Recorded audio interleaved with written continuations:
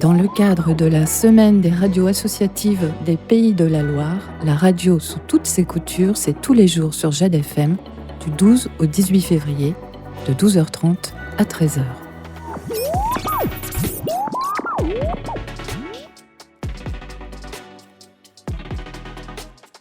Bonjour à toutes et à tous, c'est Lily sur le 99.7 et je suis avec Jim. Bonjour Jim. Bonjour à toutes et à tous. Aujourd'hui, pour nous raconter la radio, nous recevons Claudia Krebs. Bonjour Claudia. Bonjour. Vous êtes à l'origine de 2 manuscrits, Relais et Passage, fonction de la radio en contexte germanophone, qui est un recueil de textes scientifiques que vous avez rassemblé avec Christine Meyer en 2004. Vous avez également écrit Siegfried Kracauer et la France, paru en 1997. Vous avez traduit des textes, comme celui de Peter Senzi, Tube, la philosophie dans le jukebox. Vous avez travaillé à Radio France, vous avez été maître de conférence à l'Université d'Amiens. Un parcours un peu en zigzag, comme vous le dites, mais entre la France et l'Allemagne, toujours avec la radio comme fil conducteur. Comment a commencé votre histoire avec la radio ? C'est un peu lié à mon enfance. J'ai grandi dans une grande ville où, il y avait des voisins. On vivait dans un immeuble à 6 étages. Il y avait 2 appartements par étage. Et notre chambre jouxtait la cuisine des voisins. Et sans doute sur le buffet de leur cuisine, il y avait un poste radio. Un de ces vieux postes Telefunken ou je ne sais pas quoi. Vous voyez avec la toile qui bouge quand il y a le son qui sort, etc. Avec un joli cadre en bois. En bois, évidemment. Et puis avec indiqués sur la radio les stations du monde. Hein. C'était quand même... Rien que ça, c'était déjà fascinant. On faisait un voyage, ça commençait là. Hein, on avait Londres, on avait Zagreb, on avait...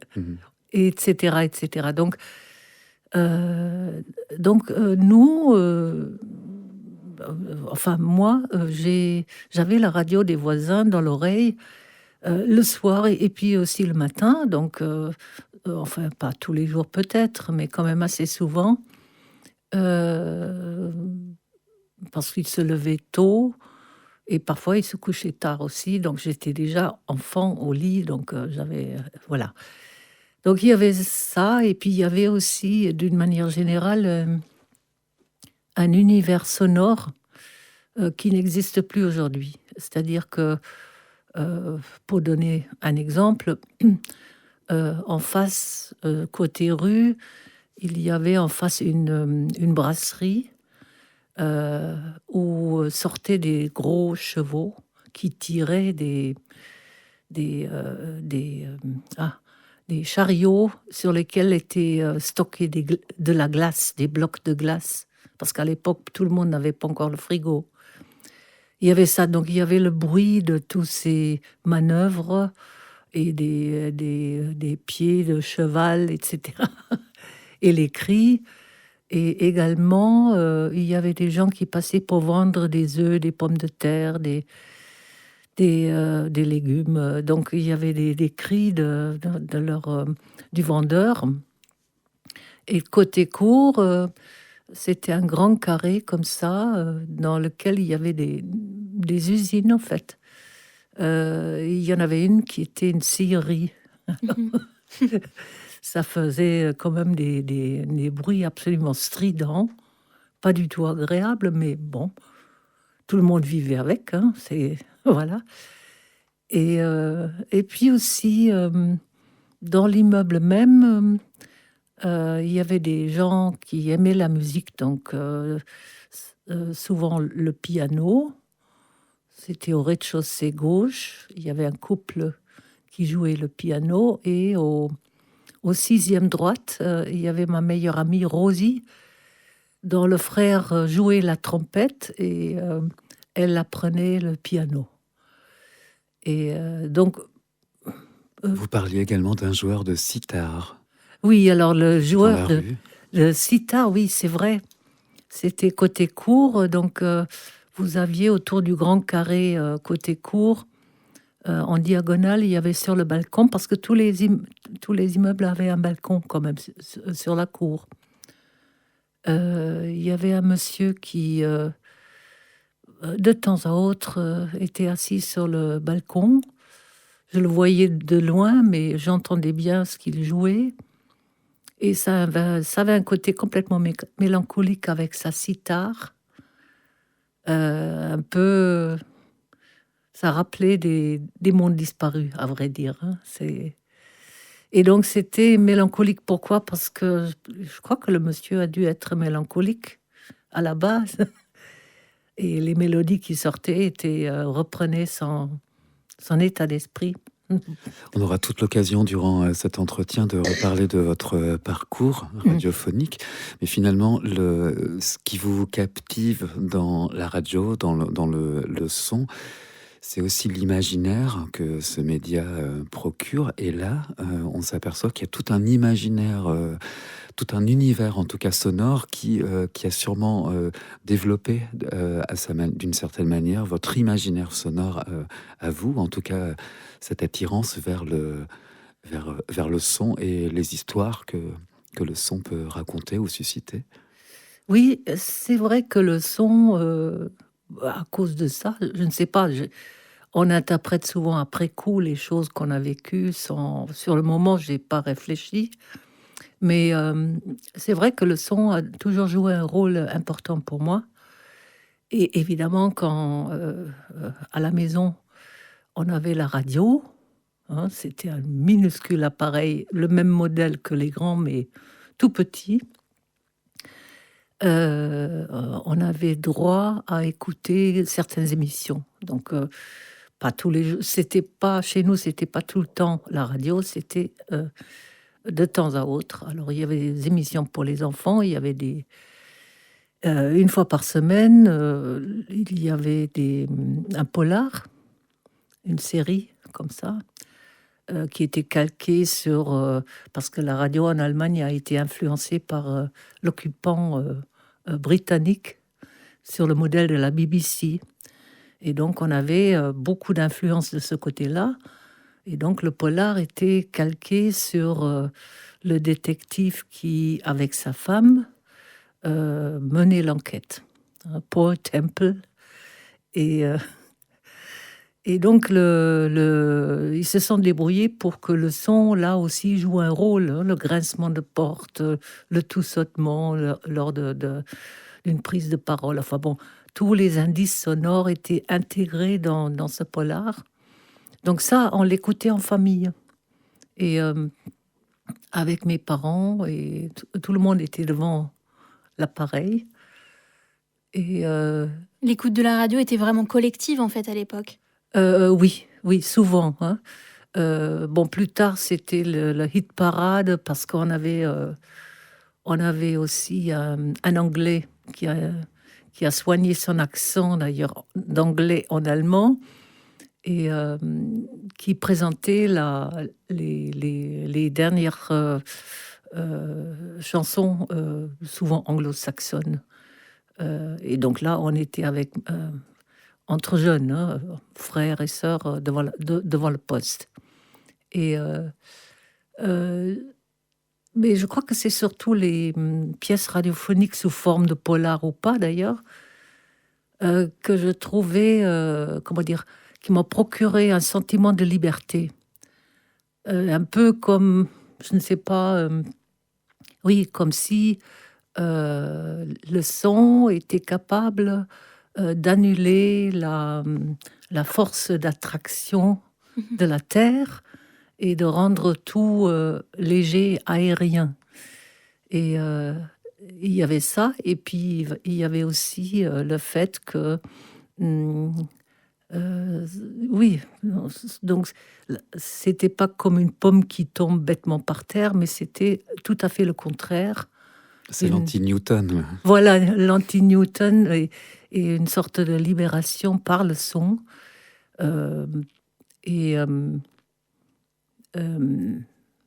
Est-ce que dès ce moment-là, vous sentez que vous avez une relation spéciale avec le média de la radio ?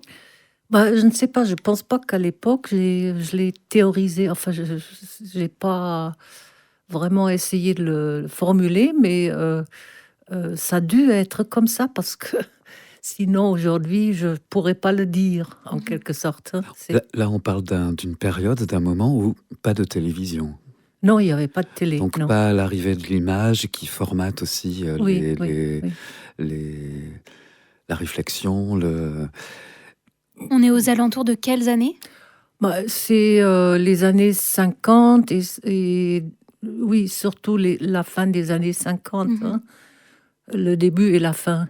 Donc, et aussi le début des années 60, mais ça commence à bouger déjà au niveau des radios, etc. hein. C'est, et puis, comment dire, comme on était tous plus ou moins logés à la même enseigne, sans télé, ou rarement, hein, ça faisait son apparition petit à petit, mais quand même. Et puis, en tant que jeune, on était avide de musique anglo-saxonne. J'ai appris l'anglais avec la musique. Hein. C'est parfois, sans doute, je l'ai compris que la moitié, mais peu importe. Et puis, on avait des complices parce que dans une grande ville, comme nous, on ne pouvait pas partir en vacances, mais on avait quand même une offre de piscine découverte l'été. Et puis, on avait aussi un patinoire l'hiver. Et le gars qui faisait la surveillance de la piscine l'été était le même qui travaillait à la patinoire l'hiver. Il nous a initiés à la musique, surtout noire américaine.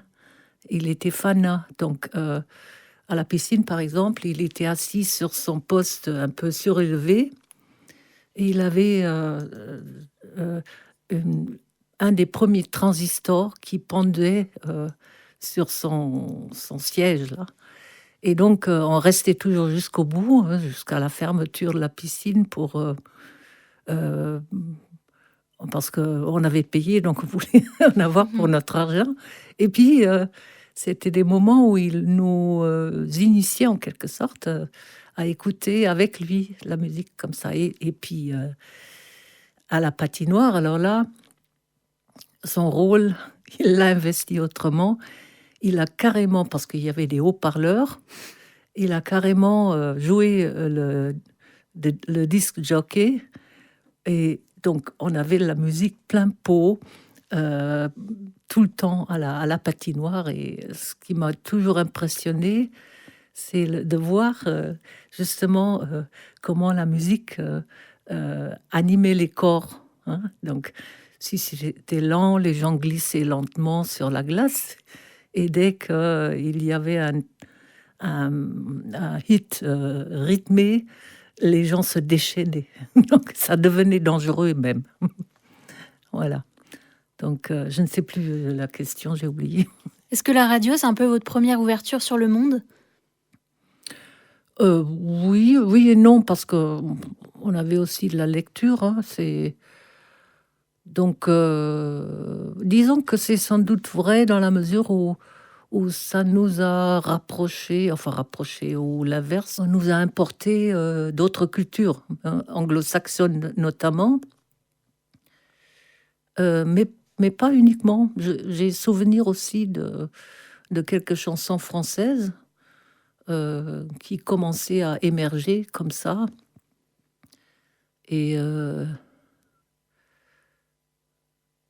Et donc, c'est plutôt parce que nous, on était là, mais je crois que c'est les autres cultures qui passaient nous voir via la radio. Vous aimez à citer une phrase d'Orson Welles, donc fameux créateur, on va dire, de toutes ces pièces radiophoniques, et notamment lorsqu'il dit la différence entre la radio et le cinéma, c'est qu'à la radio, l'écran est plus large. Qu'est-ce qu'on peut en dire? Mais oui, je suis complètement d'accord avec lui. Je crois que la radio, un peu comme la lecture aussi, hein, est un univers imaginaire et intellectuel qui ne cherche pas euh, à arrimer les gens à une chose. Mais on n'est plus dans le formatage que l'image voilà, procure. l'image pour moi a un pouvoir qui peut être néfaste, tandis que le son laisse les gens beaucoup plus libres, hein, et la lecture aussi. Hein, on peut faire des interprétations, d'accord, mais au départ, ce ne sont pas des médias qui cherchent à, comment dire, domestiquer ou à rendre esclave le vis-à-vis. Et pour moi, l'image, c'est vraiment quelque chose qui peut être complètement un instrument de soumission, si je peux dire. Hein. C'est pas forcément le cas. Hein. J'aime le cinéma aussi, mais surtout la télévision, quand même, bon, ça dépend. Il y a des programmes intelligents comme il y a des programmes néfastes. Hein. Donc, voilà. Mais enfin, de mon côté, je donnerai toujours la préférence à la radio et à la lecture. Hein. Oui. Vous parliez de soumission, de médias de soumission pour le cinéma. Est-ce que la radio peut en être un aussi? Je pense par exemple à la propagande pendant la guerre qui s'est Bien aussi sûr. fait par la radio. Si. Non, mais je ne veux pas dire par là que la radio est parfaitement innocente. C'est comme tous les médias. Ça dépend principalement de celui qui l'utilise et à quelle fin. Et c'est sûr que surtout la radio, par exemple, dans l'histoire allemande, en tout cas, on a un exemple par le nazisme qui a réussi à utiliser aussi bien la radio que la presse d'ailleurs, et le film comme instrument de propagande. C'était quand même très massif. Et donc on ne peut pas dire que... disons plutôt, il faut dire que ces médias sont néfastes dès lors, ou opèrent la soumission dès lors que derrière, il y a des intentions qui vont dans ce sens-là. Donc, si quelqu'un veut pas que les gens soient émancipés, il va utiliser les médias dans le sens contraire et essayer de faire des programmes pour les rendre dépendants ou soumis ou manipulés, etc., etc. Donc, voilà. Et puis, petit à petit, tout au long de votre vie, vous finissez par travailler pour la radio. Oui, c'est à vrai dire un peu le hasard. Et j'ai commencé à travailler effectivement à Radio France, mais à vrai dire, pas vraiment massivement, mais avec beaucoup d'intérêt.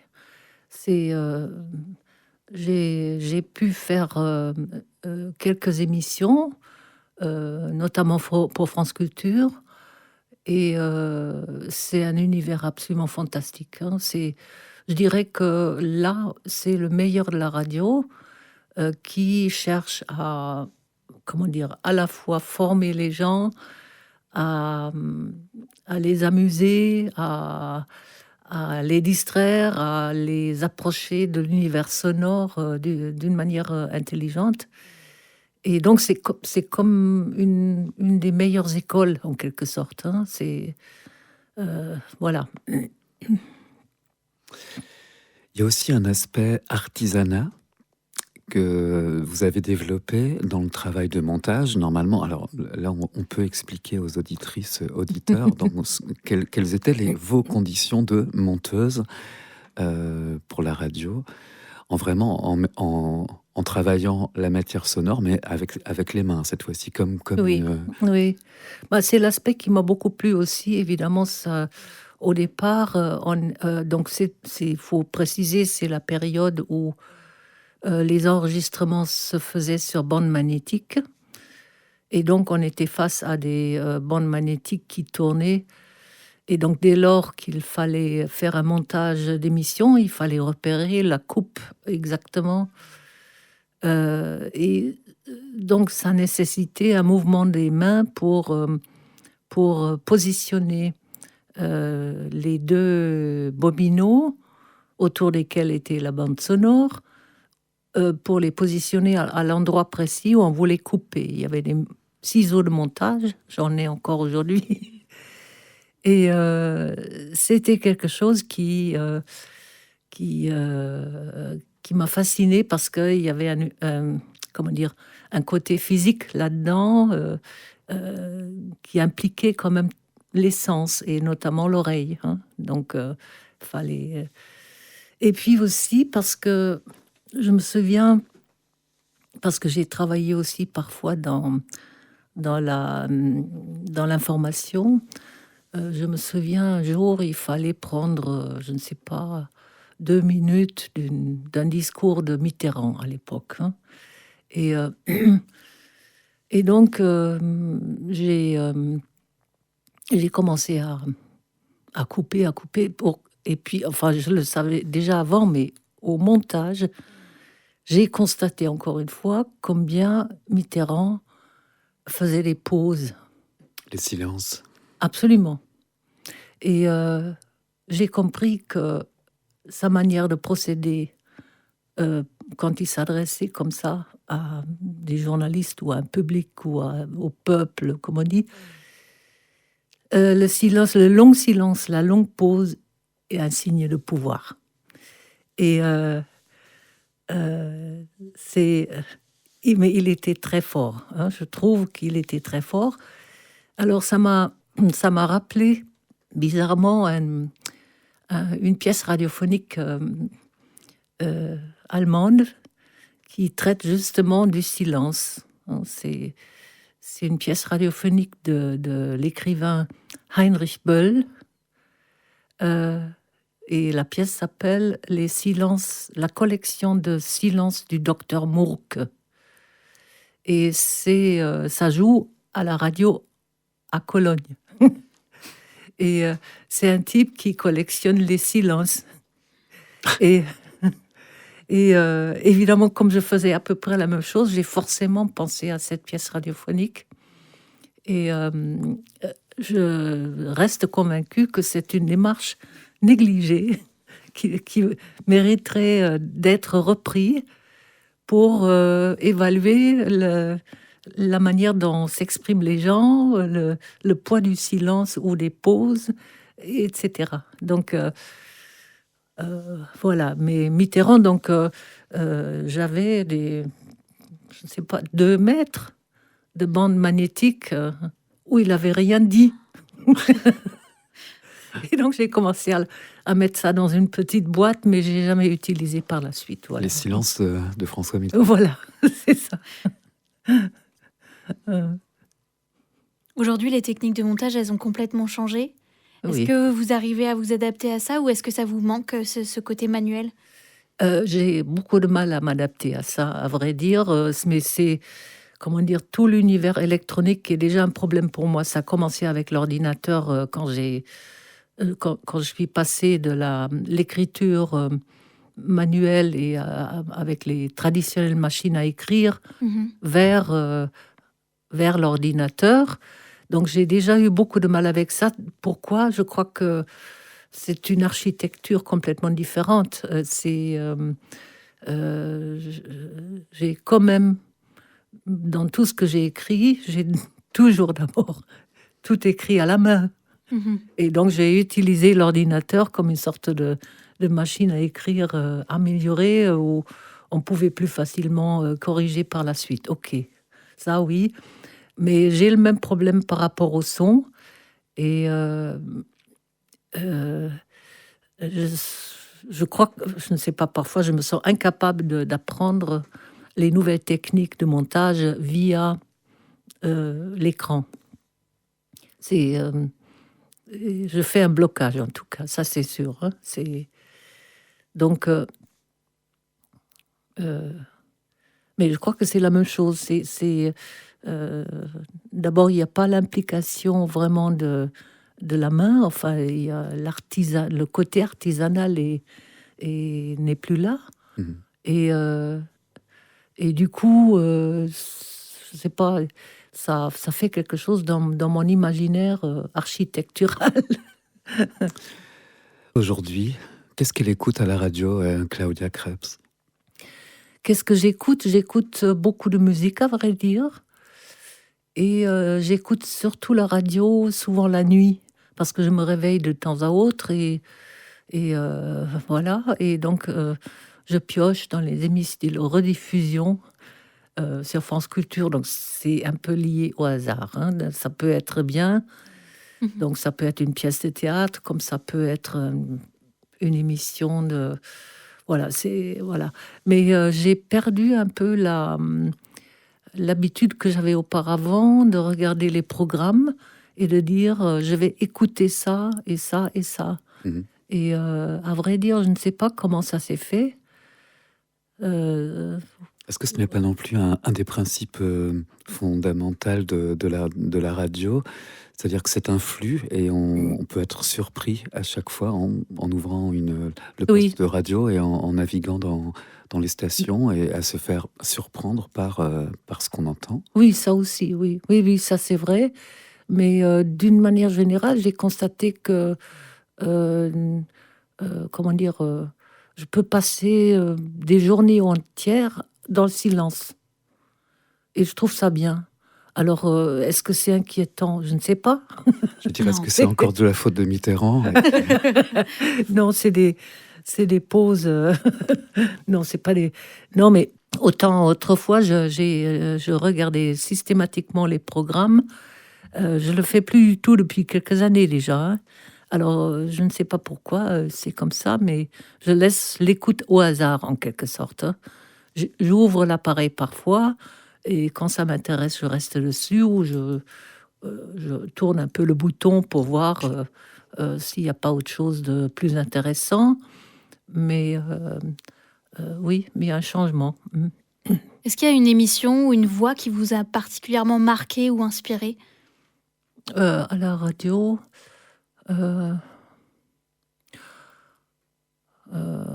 oui, à l'époque où j'écoutais, enfin c'était de toute façon toujours tard, hein, j'ai souvenir d'une émission de Weinstein, il s'appelait Alain Weinstein, à France Culture. Il avait des invités et c'était souvent intéressant, mais c'était moins le contenu que sa manière de faire qui m'intéressait, parce que lui, par contre, il avait le don rare de supporter tout à fait le silence. Mhm. Donc, c'était la grosse différence avec, avec pas mal de gens. Il posait une question et le temps que l'autre réfléchisse n'était pas coupé. Mhm. Donc, voilà. Donc, en plus, il avait une voix très, très agréable. Et sinon, il y avait aussi... ça m'a beaucoup... Ça, c'est pas resté longtemps, malheureusement. Également à France Culture, une émission, j'ai oublié le nom. En tout cas, c'était deux personnes qui avaient inventé des voyages fantastiques partout. Et donc, ils racontaient leurs aventures dans les contrées que personne ne connaissait. Et avec des très belles voix. Et surtout, un sens du récit fantastique. C'est... voilà. Donc... Comment vous imaginez l'avenir de la radio? je ne sais pas trop, hein. Comment dire? Ce que je trouve difficile, c'est j'aimerais bien sauver l'écoute collective. Mhm. Bon, chacun peut maintenant écouter ce qu'il veut, c'est vrai, mais c'est comme un peu pour le film aussi, hein. Quand est-ce qu'il y a des moments où on peut parler entre nous de la même chose qu'on a vu, peut-être pas forcément ensemble, mais enfin... Et je tiens beaucoup à la communication autour de quelque chose que on aurait pu partager. C'est un peu dans ce sens-là. Et c'est vrai pour les films aussi. Bon, maintenant, il y a encore des émissions qui parlent du cinéma. Le Masque et la Plume, par exemple, est une émission que j'aime beaucoup parce que ça réunit quelque chose qui est en perte oui, enfin, qui est en train de se perdre, c'est-à-dire aller au cinéma, parler après, prendre un verre, etc. Et donc, ils font une émission qui va dans ce sens-là. Les gens ont vu des films et essayent de partager leur impression. Et donc, pour la radio, ça serait un peu la même chose, de dire, j'ai écouté telle émission et ça a été fantastique. Et voilà. Merci beaucoup, Claudia Krebs. On est ravis toujours de vous recevoir sur l'antenne de Jade FM. Venez quand vous voulez. Vous étiez présente aujourd'hui dans le cadre de cette semaine de la radio, du 12 au 18 février. Et tous les jours sur l'antenne de Jade FM, on va parler de radio. Et on pensera beaucoup à cette notion de l'importance du silence et celle du partage également. Merci beaucoup à vous. Merci de m'avoir invité. Merci Lily. Merci Jim. À demain. À demain.